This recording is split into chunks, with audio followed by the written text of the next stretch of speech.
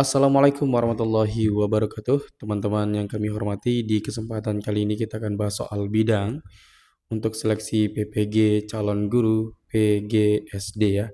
Ini khusus untuk PGSD teman-teman. Oke, langsung saja kita bahas soal yang pertama. Ayah mengendarai mobil dari kota P ke kota Q dengan kecepatan rata-rata 60 km per jam. Ayah berangkat pukul 06.30 dan tiba di tempat tujuan pukul 09.30.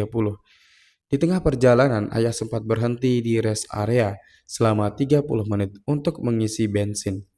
Jarak antara kota P dan kota Q adalah titik-titik. Nah, di sini yang ditanyakan yaitu jarak, teman-teman. Nah, kalau ada soal seperti ini nanti, misalkan mengendarai mobil atau mengendarai motor atau dia naik kereta api dan seterusnya, maka ini nanti teman-teman rumusnya tidak lain dan tidak bukan kita gunakan rumus Jokowi atau jarak, kecepatan, dan waktu. Nah, kita gambarkan dulu teman-teman biar cepat dipahami ya. Nah, rumus Jokowi itu seperti ini. Sehingga nanti teman-teman kalau jarak yang ditanya, maka J sama dengan K dikali W. Kalau K yang ditanyakan, maka K sama dengan J per W dan seterusnya. Nah, baik, karena di soal ini teman-teman yang ditanyakan adalah jarak, maka kita tulis saja rumus jarak dulu ya. Jarak sama dengan K dikali W. K ini adalah kecepatan, W adalah waktu. Nah, di dalam soal itu sudah diketahui kecepatannya yaitu 60 km per jam. Nah, kalau misalkan kita masukkan ke dalam rumusnya nanti, maka 60 dikali W. W-nya teman-teman, nah untuk waktu teman-teman jangan ditulis langsung 06.30 atau 09.30, jangan ditulis langsung seperti itu. Tetapi karena di dalam soal sudah disebutkan waktu berangkat dan waktu tiba, nah untuk menghitung waktu tempuhnya berarti kita tinggal kurangi waktu berangkat dengan waktu tiba dikurangi dengan waktu berangkatnya. Nah, maka teman-teman waktu tibanya kan pukul 09.30 nih. Nah, ini ya waktu tibanya. Nah, kita kurangi dengan waktu berangkat yaitu 06.30. 06.30. Nah, maka dapat diketahui bahwa untuk waktu tempuhnya itu selama berapa jam teman-teman? 9 kurangi 3 sama dengan 9 kurangi 6 sama dengan 3 ya. Nah, maka waktu tempuhnya itu adalah 3 jam. Nah, tetapi di dalam soal sudah disebutkan dia sempat berhenti 30 menit di rest area. Nah, berarti 3 jam ini kita kurangi dengan 30 menit. Nah, 00 ini kan menitnya teman-teman, kemudian 03 ini adalah jamnya.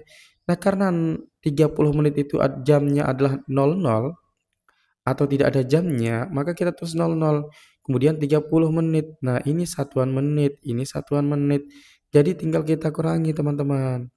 0 kurangi 0 sama dengan 0. Kemudian 0 kurangi 3 bisa nggak? Nggak bisa nih, maka kita ambilkan 1 jam.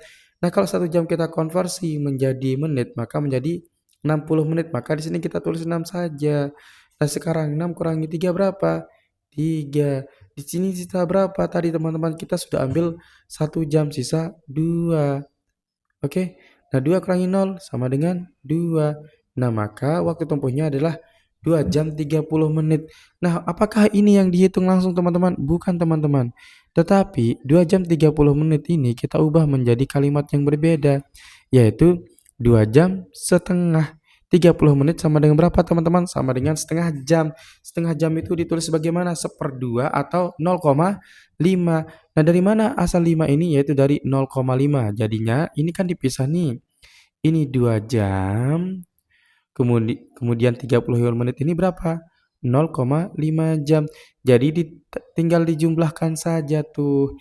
2 jam ditambah 30 menit. 2 jam ditambah 0,5 jam menjadi 2,5. Nah, maka di sini waktunya adalah 2,5. Nah, jadi tinggal kita hitung teman-teman.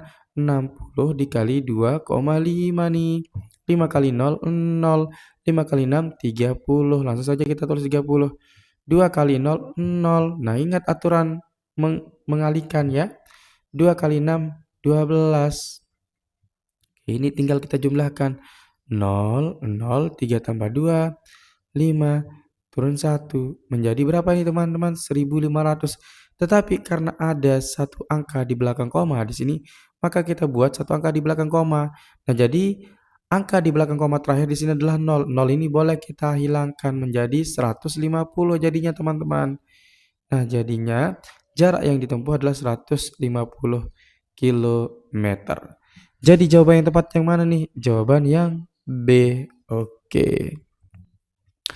Nah, teman-teman, ini merupakan testimoni ya dari peserta bimbel kami yang mengikuti bimbel di tahun sebelumnya ya. Oke. Alhamdulillah lulus. Terima kasih banyak Pak Maru. Masya Allah, barakallah. Terima kasih banyak Pak Maru. Terima kasih Pak Maru. Alhamdulillah saya lulus. Terima kasih banyak Pak Maru dan seterusnya ya. Di sini merupakan testimoni dari peserta bimbel kami teman-teman. Tentu ini kita bimbing dari pengisian esai, kemudian pengisian untuk tes substantifnya sampai dengan wawancara teman-teman ya, kita bimbing dari itu. Nah, bagi teman-teman yang ingin bergabung nanti coba hubungi saja 081803358023 atau teman-teman langsung saja ke www.maruma.com. Link pendaftaran juga ada di deskripsi. Ingat yang kami bahas berdasarkan soal asli tahun 2025 teman-teman ya. Nah, bagi teman-teman yang berminat nanti WA saja kami di 081 803 358 023. Nanti teman-teman untuk semua fasilitasnya ini bisa diakses selama 1 tahun.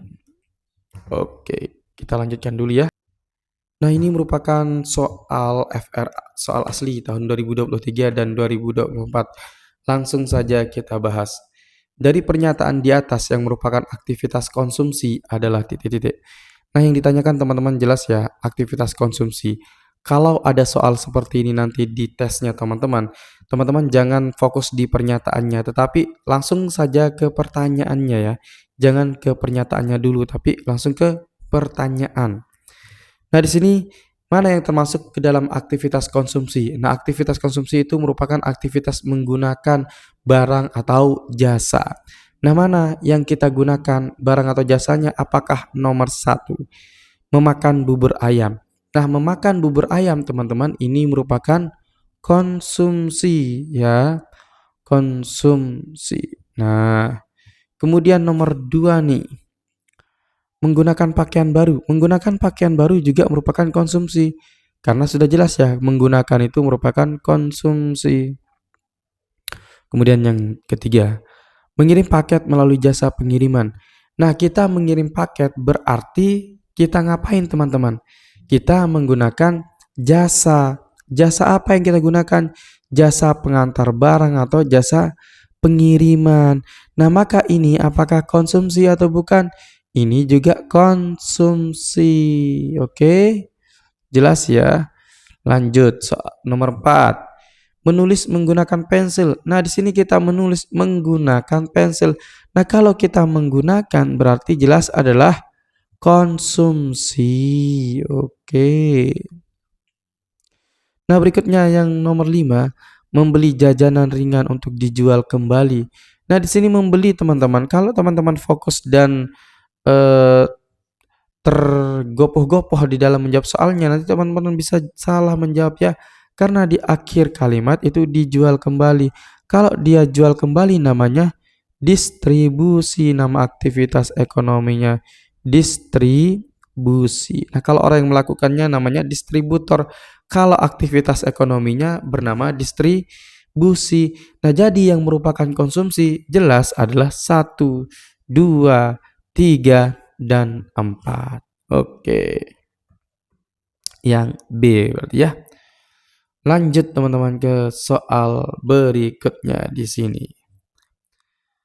Ini juga merupakan soal FR asli teman-teman yang kami dapatkan juga dari teman-teman yang sudah tes di tahun 2025. Untuk lebih banyaknya nanti kita akan sajikan di tryout dan juga bimbel ya.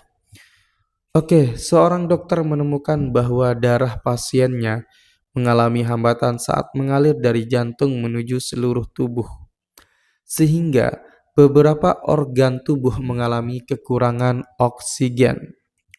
Berdasarkan peristiwa tersebut, bagian peredaran darah besar manakah yang memungkinkan atau kemungkinan terganggu dan bagaimana urutan normal peredaran darah besar yang seharusnya terjadi. Nah, karena di sini yang ditanyakan adalah bagaimana urutan normal peredaran darah besar yang seharusnya terjadi. Nah, kata kunci untuk peredaran darah besar, teman-teman, nanti pasti dia melewati seluruh tubuh. Nah, ini di dalam soal juga sudah disebutkan nih, dari jantung ke seluruh tubuh. Nah, di jantung itu kan terbagi menjadi dua, teman-teman, biliknya ya. Ada bilik kiri, ada bilik kanan, ada serambi kiri, ada serambi kanan. Nah, bilik kiri ini nanti fungsinya apa, teman-teman? Nah, jadi di bilik kiri nanti itu akan memompa darah, ya. Memompa darah untuk menyebarkan darah ke seluruh tubuh. Nah, sebelum ke seluruh tubuh sebenarnya teman-teman, dari bilik kiri itu dia harus melewati arteri besar dulu, ya. Nah, jadi kalau yang ditanyakan adalah peredaran darah besar, nanti kata kuncinya adalah seluruh tubuh. Oke? Diingat dan nanti juga akan melalui bilik kiri atau kanan? Bilik kiri, teman-teman. Nah, jadi jawaban yang tepat adalah yang mana nih?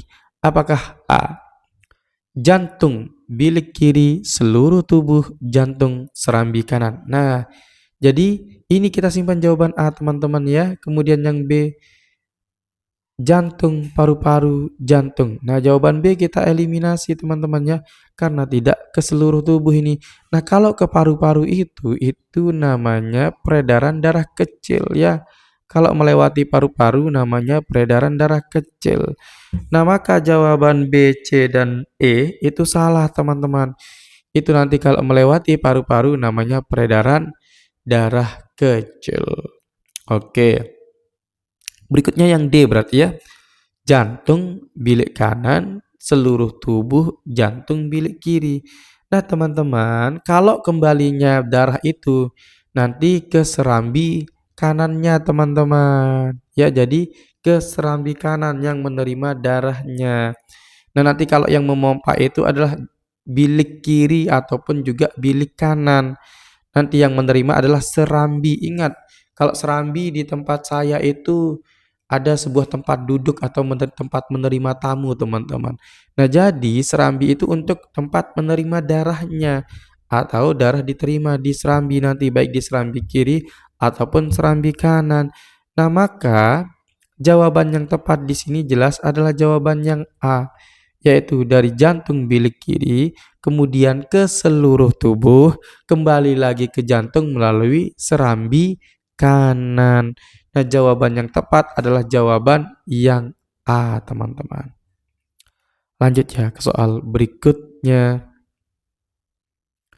Nah, ini ada gambarnya, teman-teman ya. Nah, coba diperhatikan yang ini nih. Ada kapiler paru-paru, ada kapiler. Nah, kapiler yang ini merupakan peredaran darah besar atau seluruh tubuh ini nanti, teman-teman ya. Ini ke seluruh tubuhnya. Oke? Nah, ini namanya apa? Ini namanya apa, teman-teman? Ini namanya arteri. Oke.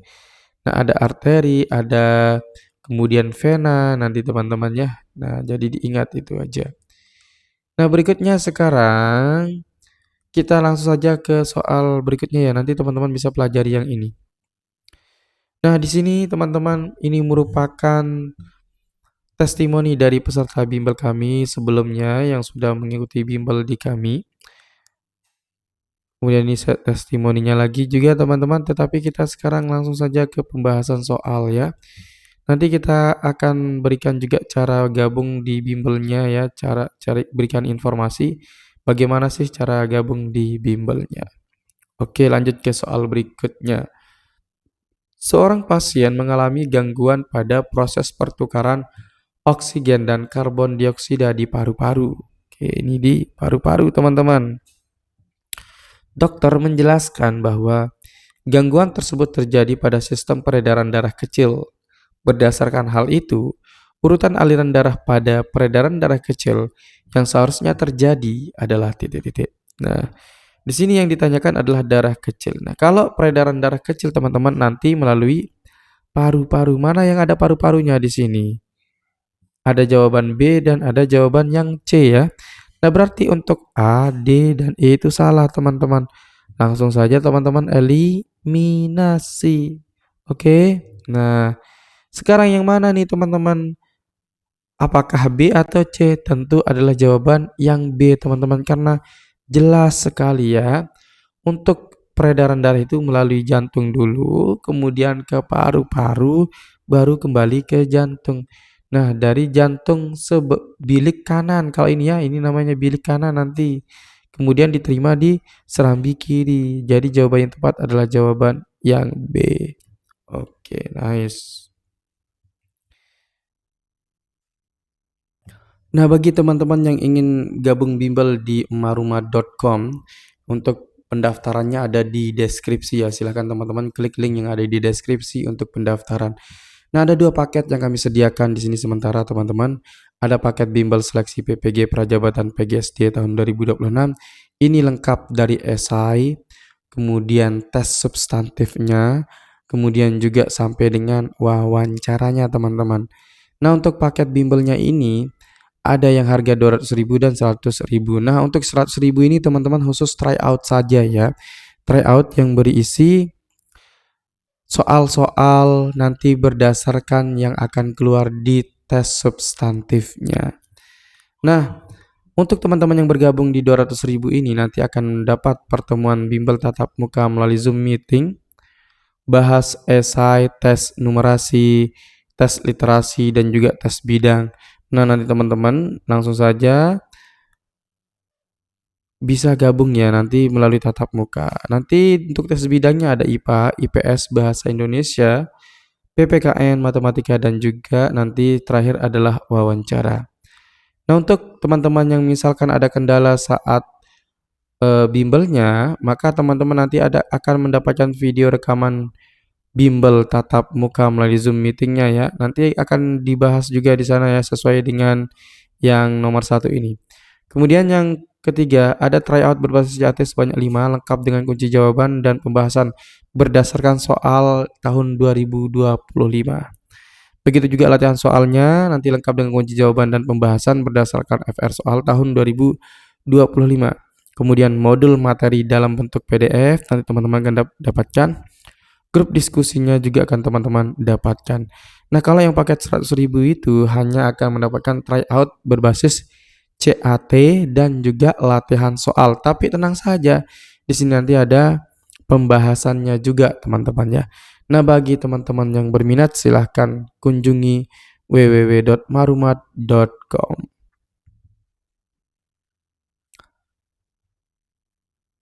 Nah, teman-teman, tryoutnya nanti akan seperti ini. Ini merupakan soal bidangnya. Jadi kalau kita misalkan ingin mengerjakan soal bidangnya saja nanti teman-teman nanti ke latihan soal ya. Nah, misalkan soal yang pertama seperti ini ya, nanti ada waktunya di sini 70 menit ya atau 1 jam 10 menit. Oke, jadi teman-teman yang ingin bergabung di bimbelnya nanti otomatis juga akan mendapatkan tryout ini kalau kita gabung di bimbelnya. Nah, baik, sekarang kita akan bahas satu soal saja teman-teman di latihan soal ini, yaitu soal nomor 70 ya. Nanti teman-teman yang ingin lebih lengkap untuk FR soalnya langsung teman-teman bisa gabung di bimbelnya. Oke, pengamalan sila ketiga Pancasila adalah titik-titik. Nah, sila ketiga Pancasila itu teman-teman terkait dengan hubungan kita dengan negara, teman-teman ya. Nah, jadi di dalam negara itu kan kita terdiri dari berbagai macam agama, ras, suku, bangsa, kemudian warna kulit, bentuk rambut, bentuk mata, bentuk dagu, bentuk wajah itu bermacam-macam, teman-teman. Nah, jadi kalau Pancasila yang ketiga itu hubungan kita dengan negara atau masyarakat se-Indonesia ini, teman-teman. Nah, jadi mana yang merupakan pengamalan sila yang ketiga? Apakah A, bergaul dengan masyarakat tanpa memandang perbedaan suku, agama, ras, dan antar golongan? Oke, jawaban A boleh kita simpan dulu ya. Yang B, menghormati hak-hak orang lain dan toleransi kepada agama lain. Nah, kalau toleransi itu teman-teman lebih ke dalam pengamalan sila Pancasila yang pertama ya. Kalau toleransi. Kemudian yang C, takwa kepada Tuhan Yang Maha Esa, itu juga pengamalan sila yang pertama juga. Yang D, toleransi dan penghormatan kepada agama lain, ini sila pertama. Yang E, musyawarah dalam pertemuan RT.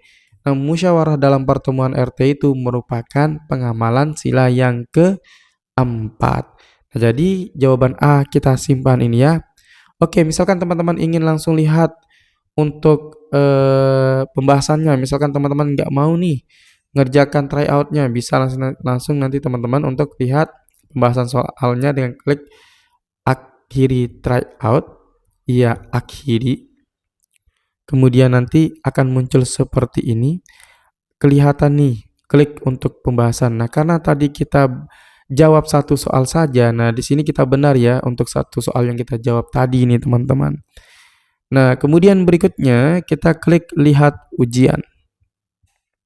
Sorry, lihat pembahasannya, pembahasan. Nah, di sini pembahasannya teman-teman. Ya, tadi kita lihat pembahasan yang kita jawab nomor 70. Nah, warna hitam ini tidak kita jawab teman-teman ya. Kemudian warna biru adalah nomor yang kita lihat sekarang. Kemudian warna hijau adalah jawaban benar kita. Nah, nomor 70 tadi benar ya. Nah, jadi seperti ini nanti kunci jawabannya ada, jawaban kita juga ada di sini. Kemudian pembahasannya ada di bawah teman-teman ya. Nah, jawabannya adalah yang A, bekerja sama demi kepentingan bangsa dan negara, termasuk pengamalan sila yang pertama, rela berkorban, bangga dan cinta tanah air, mengembangkan persatuan tanpa membeda-bedakan, patriotisme, cinta produk dalam negeri merupakan pengamalan sila yang ketiga ya tadi yang ditanyakan. Nah, misalkan ingin melihat yang lain juga teman-teman, nah bisa di sini ya contohnya yang ini nih. Sikap yang menunjukkan nilai-nilai kemanusiaan dalam kehidupan sehari-hari ditunjukkan oleh titik-titik. Nah, mana yang merupakan kemanusiaan? Nah, di sini sudah ada jawabannya teman-teman ya. Oke, seperti itu.